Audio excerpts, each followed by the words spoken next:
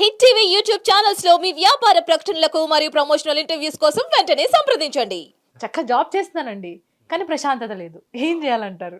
So ఇదేంటంటే మనం right from childhood మనం స్టార్ట్ చేయాలి. వాళ్ళని మోల్డ్ చేయడం. టీచర్స్ అంటారు 10థ్ పాస్ అయిపోరా లైఫ్ సెటిల్ అయిపోతది. అయిపోతది. తర్వాత ఇంటర్ పాస్ అయిపోరా లైఫ్ సెటిల్ అయిపోతది. నీ ఇష్టం వచ్చినట్టు ఎంజాయ్ చేయొచ్చు అంటారు. తర్వాత బీటెక్ అయిపోని లేకపోతే ఎంబీబీఎస్ అయిపోని తర్వాత నువ్వు పీజీలో ఏమైనా చేసుకో. నిన్నెవ్వరు పట్టించుకోరంటారు. తర్వాత పిల్లోడు స్ట్రగుల్ అవుతూ ఉంటారు. తర్వాత పీజీ అయిపోయినాక అంటే బీటెక్ అయినా కానీ జాబ్ రావడానికి ఈ మధ్య చూస్తున్నాము ఐఐటిఎన్స్కి కూడా ఎక్కువ అసలు జాబ్సే లేవు. అంటే క్యాంపస్ ఇంటర్వ్యూస్లో అసలు ఎవరిని సెలెక్ట్ చేయట్లేదు. అంత కాంపిటీషన్ పెరిగిపోయింది. మనం ఏంటంటే ఎంతసేపు కాంపిటీషన్ అంటున్నామే కానీ నాలెడ్జ్ని మనం ఇంబైబ్ చేయట్లేదు పిల్లల్లో. రైట్ ఫ్రమ్ స్కూల్ ఏజ్లోనే మనం స్టార్ట్ చేయట్లేదు అది. ఆ నాలెడ్జ్ అనేది ఇంపార్టెంట్ ఎప్పుడైనా. వాళ్ళలో ఆ క్రియేటివ్ థింకింగ్ అనేది పుట్టించాలి మనం. వాళ్ళ క్రియేటివ్ థింకింగ్ లేకపోవడం వల్ల వాళ్ళు బయట ఈ కాంపిటీషన్ని తట్టుకోలేకపోతున్నారు. వాళ్ళ టాలెంట్స్ తెలియట్లేదు బయట సొసైటీకి కూడా. మనము ఒక 10 years బ్యాక్ చూసుకున్నట్లయితే మన ఇండియన్సే చాలా వాటికి ఉన్నారనమాట సిఇఓస్గా. ఇప్పుడు ఇంతకుముందు గూగుల్కి కానీ వాటన్నిటికీ మన ఇండియన్సే చాలామంది సిఇఓస్గా ఉన్నారు. సో వాళ్ళు ఏంటంటే they encouraged creative thinking, talent. So ఇప్పుడు ఏమవుతుందంటే ఆ క్రియేటివ్ థింకింగ్ అనేది తగ్గిపోతుంది. పేరెంట్స్ ఒక విధంగా కల్ప్రిట్స్ అని చెప్పచ్చు. పిల్లల్లో ప్రెషర్ పెట్టి నువ్వు 100%కి 100% తెచ్చుకోవాలి. ఆ అమ్మాయి అంత తెచ్చుకుంది, ఈ అమ్మాయి ఇంత తెచ్చుకుంది. మిమ్మల్ని కూడా చైతన్య జాయిన్ చేసి ఒకటి రావాల్సిందే అన్నారు అప్పుడు కూడా మిమ్మల్ని. మా ఇంట్లో అంత ప్రెషర్ లేకుండే. లేదా? సో నా పర్సనల్ ఇంట్రెస్ట్ మీద వదిలేశారనమాట. సో నేనే ఇంకా కష్టపడి అప్పట్లో ఏమి ఉన్నాయి శ్రీ చైతన్య నారాయణ తప్పించి లేవు. సో ఇంకా తప్పలేదు, వాటిలోనే జాయిన్ అవ్వాల్సి వచ్చింది ఒక మెడికల్ సీట్ రావాలంటే.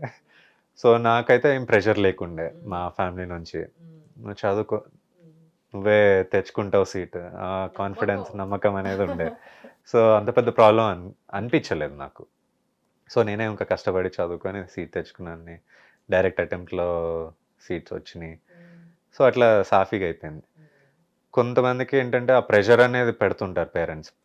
ప్రెషర్ పెట్టడం వల్ల ఇంకా ఎక్కువ వెనక్కి వెళ్ళిపోతుంటారు. వాళ్ళ మార్క్స్ అనేది ఒకటి ఇంపార్టెంట్ క్రైటీరియా కాదు. పేరెంట్స్ ఎప్పుడైనా అది గుర్తించాలి. మార్క్స్ ఇంపార్టెంట్ క్రైటీరియా ఎప్పుడైతే అనుకుంటారో వాళ్ళ నాలెడ్జ్ అనేది రాదు. నాలెడ్జ్ అనేది ఒక ఇంపార్టెంట్ క్రైటీరియా అనుకున్నప్పుడు మార్క్స్ ఆటోమేటిక్గా వస్తుంటాయి.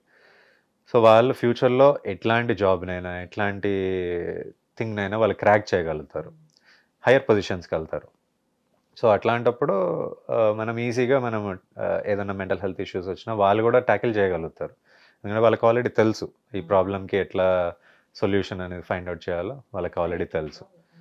సో వాళ్ళకి ఈజీగా ఉంటుంది. ట్రీట్మెంట్ ఉన్నా కూడా ఏమన్నా ప్రాబ్లంతో వచ్చినా కూడా వాళ్ళకి ట్రీట్మెంట్ అనేది ఈజీగా చేయగలరు. అంటే లైక్ నేను అన్నది ఏంటంటే, సో ఓకే సార్, పేరెంట్స్ చెప్పారనో లేదంటే పక్కన వాళ్ళు ఏమనుకుంటారనో, ఇప్పుడు ప్రజెంట్ ఏమైపోయింది పక్కన వాళ్ళు ఏమనుకుంటారనే ఫీలింగ్ ఉంటుంది మనకి. సో వీళ్ళు ఏమనుకునేది ఏముందిలే, చదివాము కష్టపడ్డాము కానీ సాటిస్ఫాక్షన్ లేని జాబ్ చేస్తున్నారు చాలామంది. సో ఆ అన్సాటిస్ఫాక్షన్ లైఫ్లో ప్రశాంతంగా ఉండాలంటే వాట్ ఐ కెన్ డూ, ఏం చేస్తే బెటర్ నేను? సో చాలామంది మనీ వెనకాల పరిగెడుతున్నారు. So obviously money is important for survival. So అదొకటే కాదు criteria. Happiness is always important. ఇప్పుడు ఐటీ కంపెనీస్లో చూస్తున్నాము. ఐటీ కంపెనీస్ అనే కాదు, వేరే డిఫరెంట్ ప్రొఫెషన్స్లో కూడా ఈ ప్రెషర్ అనేది ఉంటుంది. సో వాళ్ళకి నచ్చిన జాబ్ చేసుకోలేదట్టు ఉండాలన్నమాట. సో వాళ్ళు కొంతమంది బిజినెస్ అయినా అవ్వచ్చు, అది తక్కువ ఎర్నింగ్ అయినా అవ్వచ్చు, వాళ్ళు ఇష్టపడింది చేయాలన్నమాట. సో కొంతమంది రిస్క్ చేసి ఆ ప్రొఫెషన్కి వెళ్తుంటారు. కొంతమంది క్రికెట్ కానీ మూవీస్లో కానీ హీరోగా అవ్వాలనుకొని వస్తారు. చాలామంది రిస్క్ చేసి వెళ్తారు. సో వాళ్ళల్లో ఏంటంటే ఆ సక్సెస్ రేట్స్ ఎక్కువ ఉంటాయి. రిస్క్ చేయాలి, అది సక్సెస్ అవ్వని ఫెయిల్ అవ్వని. సో ఫెయిల్ అయినా కూడా పేరెంట్స్ అయినా సపోర్ట్ చేయాలి కొంచెం. అంటే ఫైనాన్షియల్గానే కాదు, కొంచెం ఎమోషనల్ సపోర్ట్ అనేది చాలా ఇంపార్టెంట్ అనమాట. సో వాళ్ళు అట్లా చేయగలిగితే, అట్లానే కాదు రిలేటివ్స్ అంటూ ఉంటారు, చుట్టాలు ఏదో ఒకటి అంటూనే ఉంటారు. మనుషులు అన్నాక చాలా అంటారు, 100 అంటారు. సో అవన్నీ పట్టించుకోవద్దు.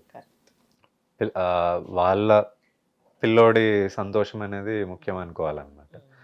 సో ఈ జాబ్స్లో కానీ సుపీరియర్స్ ఏదో అన్నారని, నేను ఇందాక చెప్పినట్టు చిన్న ఏజ్లోనే వాళ్ళని రైట్ వేలో మోల్డ్ చేస్తే వాళ్ళు ఎంత ప్రెషర్ అయినా హ్యాండిల్ చేసుకోగలుగుతారు. సో చిన్న ఏజ్లో వాళ్ళు ఎక్కువగా అసలు లేకపోతే వాళ్ళు పెద్ద అయినా కూడా ఈ జాబ్స్లో ఎక్కువగా రానివ్వలేకపోవచ్చు.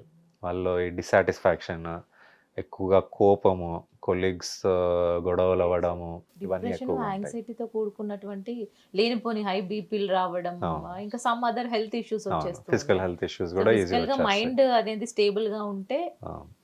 అన్ని కరెక్ట్ గా సో మనము చాలా మటుకు చూసుంటాం, ఒక క్యాన్సర్ పేషెంట్ మెంటలీ హెల్తీగా ఉంటే 5 years బతికే వాళ్ళు, ఈవెన్ 15 years 20 years కూడా బతికే వాళ్ళు ఉన్నారు అనమాట.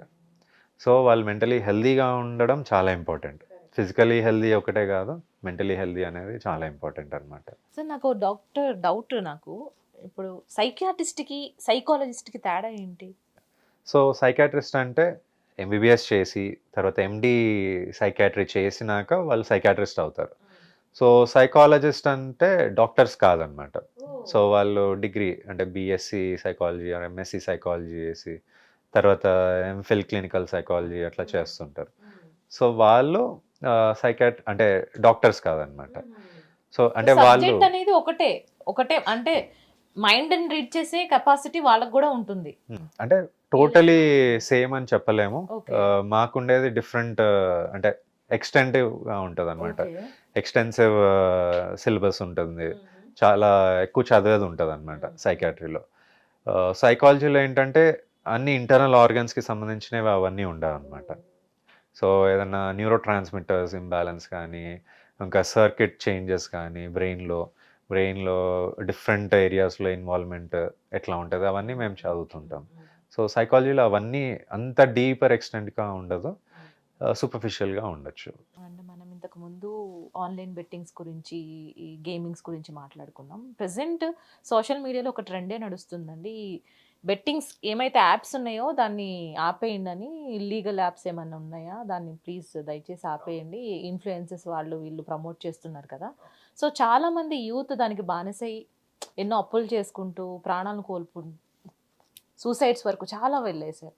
సో దీని గురించి మీరు ఏమంటారు? లైక్ వాళ్ళు కంట్రోల్ చేసుకోవాలంటే ఎలా కంట్రోల్ చేసుకోవచ్చు దీన్ని? సో ఏంటంటే చాలామంది దీన్ని ఎక్కువగా తీసుకుంటున్నారు అనమాట. అంటే ఇప్పుడు ఫైనాన్షియల్ ఇన్స్టెబిలిటీ వల్ల ఈ బెట్టింగ్ చేస్తే అవును, ఒక 10 easy రూపాయలు money. పెడితే 100 రూపాయలు వస్తాయి, అట్లాంటివి చేస్తుంటారు. సో ఐడియల్ సోర్సెస్ నుంచి చేయాలి ఏదైనా కూడా. అంటే గవర్నమెంట్ రెగ్యులేటెడ్ ఉన్నవి వాటి నుంచి, అంటే లోన్ కానీ బెట్టింగ్ కానీ. ఈ మధ్య చూస్తున్నాము చాలామంది క్రికెట్ బెట్టింగ్, Dream11 అని ఇట్లాంటివి చాలా వస్తున్నాయి, ఫ్యాంటసీ క్రికెట్ అని, వాటిలో కూడా చాలా పెడుతున్నారు. వాళ్ళు ఏంటంటే వాళ్ళు సంపాదించే దానికంటే ఎక్కువగా ఎర్న్ చేయాలి, లేకపోతే సంపాదించింది సరిపోవట్లేదు, ఇంకెక్కువగా లూజ్ అవుతున్నారు అనమాట. దానివల్ల కోల్పోతున్నారు. ఆ ఉన్న డబ్బులు కూడా బ్యాంక్ బ్యాలెన్స్ అంతా తగ్గిపోయి వస్తున్నారు అనమాట. సో మా దగ్గరకు వస్తుంటారు అట్లా, ఇట్లా గ్యాంబ్లింగ్ చేసి ఎక్కువగా మనీ లూజ్ అయ్యి కూడా వస్తుంటారు. సో వాళ్ళల్లో ఏంటంటే మంచి ట్రీట్మెంట్ ఆప్షన్స్ ఉన్నాయన్నమాట. ఇంతకుముందు అంటే పెద్దగా రీసెర్చ్ లేదు, స్టడీస్ లేవు, కానీ ఇప్పుడు అన్నీ ఉన్నాయన్నమాట. మెడిసిన్స్ ఉన్నాయి వాటికి ట్రీట్ చేయడానికి, గ్యాంబ్లింగ్ని ట్రీట్ చేయడానికి. ఆన్లైన్ బెట్టింగ్ ఎక్కువగా అసలు ఇంపల్సివ్గా చేసేస్తున్నారు అంటే దానికి ట్రీట్మెంట్ ఉంది. సో చాలామంది ఏం చేస్తుంటారంటే వాళ్ళంతా ఖర్చు పెట్టిన దానికి ట్రీట్మెంట్కి ఖర్చు అందులో 1% పెడతారు. సో ఆ 1% కూడా కంప్లీట్గా కాదనమాట. సో వాళ్ళు మళ్ళీ ఫాలోఅప్స్కి రారు, మళ్ళీ వేరే దగ్గరికి మళ్ళీ వెళ్ళిపోవడము. ప్రతిసారి మీరు కాల్స్ చేస్తారా? మేము కాల్స్ చేయరు కదా. కాల్స్ చేయము అట్లా. రైట్. అంటే చెయ్యొచ్చు యాక్చువల్గా, కానీ అది డిపెండ్స్ ఆన్ పేషెంట్ ప్రైవసీ, వాళ్ళ ఓన్ బెనిఫిట్స్ వాళ్ళు చూసుకుంటారు అది. సో మేము ఫోర్స్ చేసినట్టు అవుతుంది ఒకవేళ మేము కాల్స్ చేస్తే. సో అది నాట్ ఐడియల్ థింగ్. సో అలా ట్రీట్ చేసిన పేషెంట్స్ మళ్ళీ బెట్టింగ్ ఆడడం, మళ్ళీ మామూలుగానే అంటే లైక్ మళ్ళీ అంటే మీ దగ్గరకు వచ్చి లేదు నేను బెట్టింగ్ చేయండి సార్ అని నార్మల్గా ఉండి మళ్ళీ చేసే అలవాట్లు మళ్ళీ అట్లా వచ్చాయా మీకు కాల్స్? యా. సో అంటే చాలామంది మరీ ఇంతకు ముందులా కాకపోయినా కొంచెమైనా చేస్తుంటారు.